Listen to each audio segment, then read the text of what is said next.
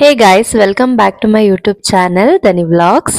Guys, ಇವಾಗ recent ಆಗಿ ತುಂಬಾ ಕಡೆ ಗೋಬಿನ ಬ್ಯಾನ್ ಮಾಡ್ಬಿಟ್ಟಿದ್ರು. ಬಟ್ ನಮ್ಮ ಮನೇಲಿ ಎಲ್ಲಾರ್ಗೂ ಗೋಬಿ ಅಂತಂದ್ರೆ ತುಂಬಾನೇ ಇಷ್ಟ.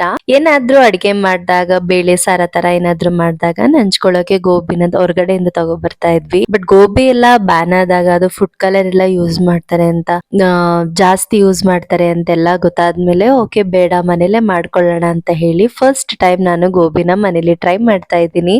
ಆಕ್ಚುಲಿ ಇದು ಪೆಪ್ಪರ್ ಗೋಬಿ ಮಂಚೂರಿ ತುಂಬಾನೇ ಚೆನ್ನಾಗಿರುತ್ತೆ, ತುಂಬಾ ಕ್ರಿಸ್ಪಿ ಆಗಿರುತ್ತೆ, ಹಾಗೆ ತುಂಬಾನೇ ಒಳಗಡೆ ಸಾಫ್ಟ್ ಆಗಿ ಕೂಡ ಇರುತ್ತೆ. ಬನ್ನಿ ರೆಸಿಪಿ ಹೇಗ್ ಮಾಡೋದು ಅಂತ ಹೇಳಿ ತೋರಿಸ್ಕೊಡ್ತೀನಿ.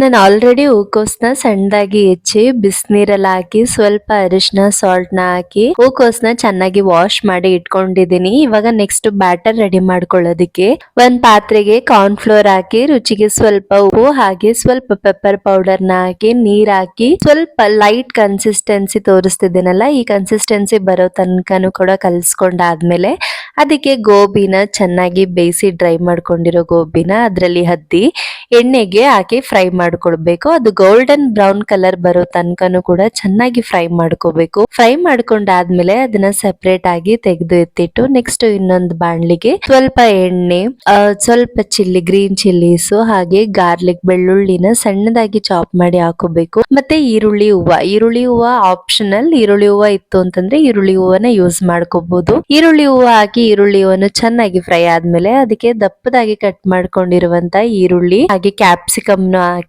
ಅದು ಕೂಡ ಚೆನ್ನಾಗಿ ಫ್ರೈ ಮಾಡ್ಕೊಂಡು ಸ್ವಲ್ಪ ಸಾಲ್ಟ್ ನ ಹಾಕೊಂಡು ಪೆಪ್ಪರ್ ಪೌಡರ್ ಹಾಕಿ ಅದಕ್ಕೆ ಸ್ವಲ್ಪ ಟೊಮೆಟೊ ಸೊಪ್ಪು, ಸೋಯಾ ಸಾಸ್ ಎಲ್ಲಾನು ಕೂಡ ಹಾಕಿ ಚೆನ್ನಾಗಿ ಫ್ರೈ ಮಾಡ್ಕೊಳ್ಬೇಕು. ಅದು ಈರುಳ್ಳಿ ಮತ್ತೆ ಕ್ಯಾಪ್ಸಿಕಮ್ ಎಲ್ಲ ಸ್ವಲ್ಪ ರೋಸ್ಟ್ ಆಗ್ಬೇಕು. ಇದೆಲ್ಲ ರೋಸ್ಟ್ ಆದ್ಮೇಲೆ ಅದಕ್ಕೆ ಸ್ವಲ್ಪ ಕಾರ್ನ್ ಫ್ಲೋರ್ ನ ನೀರಲ್ಲಿ ಕಲ್ಸ್ಬಿಟ್ಟು ಏನ್ ಆನಿಯನ್ಸ್ ಎಲ್ಲ ಫ್ರೈ ಮಾಡ್ತಾ ಇದ್ವಲ್ಲ ಅದಕ್ಕೆ ಹಾಕಿ ಮಿಕ್ಸ್ ಮಾಡ್ಕೋಬೇಕು. ಮಿಕ್ಸ್ ಮಾಡ್ಕೊಂಡಾದ್ಮೇಲೆ ಅದಕ್ಕೆ ನಾವು ಫ್ರೈ ಮಾಡಿ ಇಟ್ಕೊಂಡಿರುವಂತ ಗೋಬಿನ ಹಾಕಿ ಅದನ್ನು ಕೂಡ ಚೆನ್ನಾಗಿ ಒಂದೆರಡು ಮೂರ್ ಸಲ ಚೆನ್ನಾಗಿ ಫ್ರೈ ಮಾಡ್ಕೊಂಡ್ರೆ ಮೇಲೆ ಸ್ವಲ್ಪ ಕೊತ್ತಂಬರಿ ಸೊಪ್ಪು ಹಾಗೆ ಈರುಳ್ಳಿ ಹೂವನ್ನ ಸ್ಪ್ರಿಂಕಲ್ ಮಾಡ್ಕೊಂಡ್ರೆ ಗೋಬಿ ರೆಡಿ ಆಗಿ ಹೋಗುತ್ತೆ. ಟೇಸ್ಟ್ ತುಂಬಾನೇ ಚೆನ್ನಾಗಿ ಬಂದಿತ್ತು, ಹಾಗೆ ತುಂಬಾ ಕ್ರಿಸ್ಪಿ ಆಗಿ ಬಂದಿತ್ತು. ಈ ತರ ಎಲ್ಲ ನೀವು ಅದನ್ನ ಕಾಲಿಫ್ಲವರ್ ಎಲ್ಲ ಹಾಕಿ ರೋಸ್ಟ್ ಮಾಡ್ಕೊಳಕ್ ಆಗಲ್ಲ ಅಂತ ಅಂದ್ರೆ ನಾರ್ಮಲ್ ನಾವು ಕಾರ್ನ್ ಫ್ಲವರ್ ಅಲ್ಲಿ ಏನ್ ಅದ್ದಿ ಬಿಟ್ಟಿದ್ವಲ್ಲ, ಎಣ್ಣೆಗೆ ಹಾಕಿ ಫ್ರೈ ಮಾಡ್ಕೊಂಡಿದ್ವಲ್ಲ ಅದನ್ನ ಹಾಗೆ ಕೂಡ ತಿನ್ಬೋದು. ಅದು ಕೂಡ ಟೇಸ್ಟ್ ತುಂಬಾನೇ ಚೆನ್ನಾಗಿತ್ತು.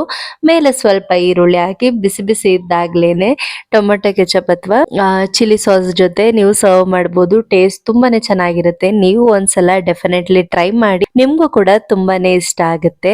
ಹೊರಗಡೆ ಫುಡ್ ನ ಆದಷ್ಟು ಅವಾಯ್ಡ್ ಮಾಡಿ, ಮನೇಲೆ ಮಾಡ್ಕೊಂಡು ತಿನ್ನಿ.